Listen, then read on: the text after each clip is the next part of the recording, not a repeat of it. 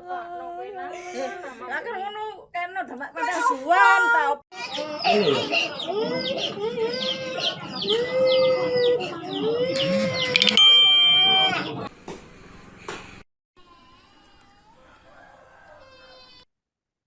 Pasangan suami istri atau pasutri di Lagar Santri Surabaya, Jawa Timur, UFA 30 tahun dan SA 23 tahun akhirnya buka suara terkait aksi keji mereka yang menganiaya keponakannya sendiri yang diketahui masih balita berinisial KA 4 tahun.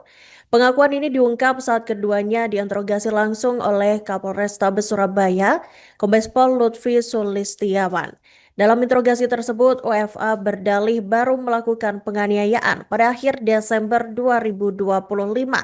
Pria bertubuh kurus dengan tindik di telinga kiri ini mengaku memukul bagian sensitif wajah korban.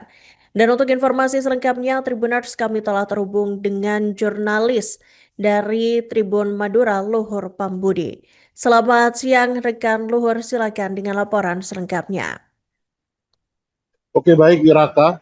Jadi terungkap pengakuan pasangan suami istri WFA 30 tahun dan SA 23 tahun pelaku penganiayaan balita yang berinisial KA 4 tahun yang merupakan ponakan sendiri di sebuah kamar kosan kawasan Jalan Bangkingan, Kecamatan Lagar Santri, Kota Surabaya. Pengakuan tersebut akhirnya muncul saat keduanya diinterogasi oleh Kapolrestabes Surabaya, Kombes Pol Lutfi Sulistiawan. Dan ternyata memang pelaku WFA ini berdalih melakukan penganiayaan tersebut pada akhir bulan Desember 2025 silam. Namun dirinya tidak menampik pernah memukul sang balita tepat pada bagian mulut atau wajahnya.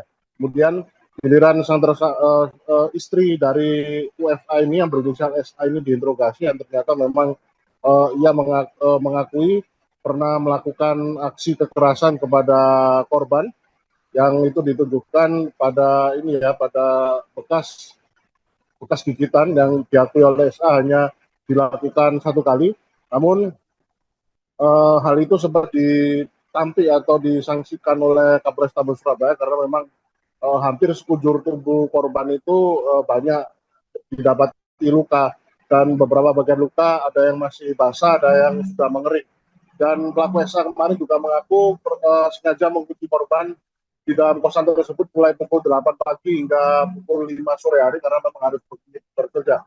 Kemudian pelaku SA mengaku pernah juga melakukan aksi kekerasan dengan cara mendorong tubuh korban hingga terbentur wajah dari korban terbentur kloset yang ada di kosan tersebut. Kemudian Kapolrestabes Surabaya kemarin langsung menginstruksikan kepada pihak penyidik atau personilnya dari Satres PPA Polrestabes Surabaya untuk segera melakukan pendampingan terhadap korban dengan cara memberikan pendampingan psikologi terhadap korban untuk trauma healing, dan juga dipantau terus ketika korban yang saat ini memang sudah dirawat oleh sang nenek dari korban itu sendiri.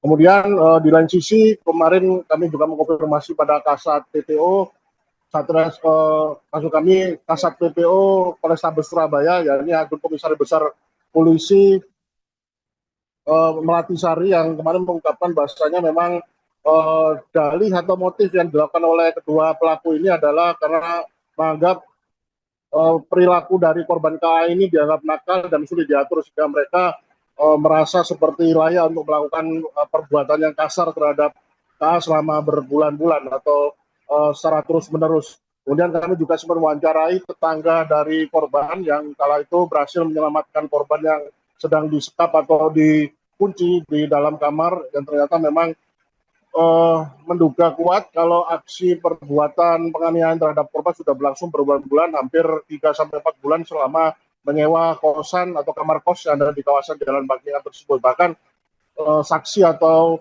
warga sempat pernah melihat bagaimana perlakuan SA atau tante dari korban itu sendiri pernah mengangkat tubuh dari korban, kemudian melempar tubuh korban ke area tanah kosong yang bersebelahan langsung dengan pagar utama lorong kosan yang tingginya itu 1,5 meter, sehingga tubuh korban dilempar begitu saja keluar karena saat itu korban dalam keadaan rewel. Kemudian sekadar diketahui bahwasanya memang sosok balita dari KA ini, korban yang berinisial KA ini merupakan anak kandung sematawayang dari pasangan suami istri berinisial DPP 27 tahun dan NH atau ibu kandungnya berusia 26 tahun. Namun mereka sudah bercerai sejak tahun 2020 dan untuk hak asuh dari korban KA ini jatuh kepada ayahandanya yakni DPP. Namun karena DPP ini bekerja di Kabupaten Gresik dan terpaksa harus menitipkan KA kepada adik perempuannya yang bernama SA atau si tersangka ini atau tante dari korban. Kemudian kasus ini berhasil terbongkar setelah pihak warga atau para sekitar kosan itu mendengar tangisan dari korban yang terus terjadi di dalam sebuah kamar kosan yang ternyata ketika didekati dalam keadaan terkunci dari luar, dan ketika warga bahu-membahu untuk berusaha menyelamatkan korban dengan cara menjebol jendela dan menjebol kunci pintu kosan, kemudian berhasil menyelamatkan korban dan mendapati korban dalam keadaan begitu lemas dengan tubuh hampir sekujur tubuhnya penuh dengan luka, ada luka yang masih basah, ada luka yang sudah tampak mengering. Dan saat kejadian tersebut dilaporkan ke pihak berwenang mulai dari RT, RW hingga ke pihak kepolisian dan dimulailah penyelidikan terhadap kasus tersebut hingga akhirnya pihak kepolisian dalam hari ini adalah Satres PPO dari Polrestabes Surabaya melakukan penyelidikan dan berhasil menangkap paman dan bibi dari korban. Demikian reportase kami, Raka, kembali ke studio. Berapa bulan kamu main tangan? Jadi anak itu kamu tinggal sendirian di rumah? Dari jam 8 pagi kan jam 5 gitu. Berapa kali gigit?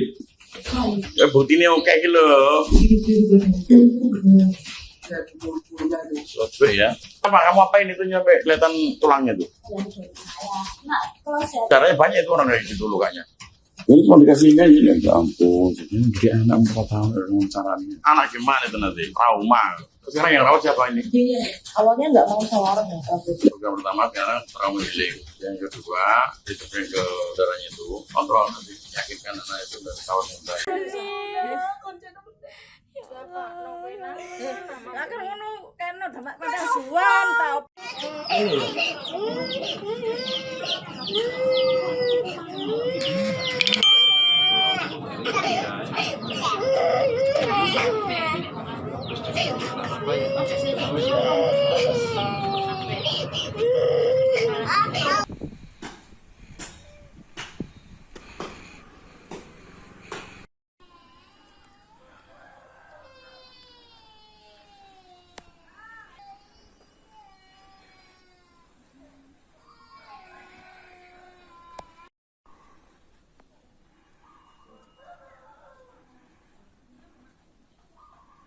Download Tribun X sekarang, menghadirkan lokal menjadi Indonesia.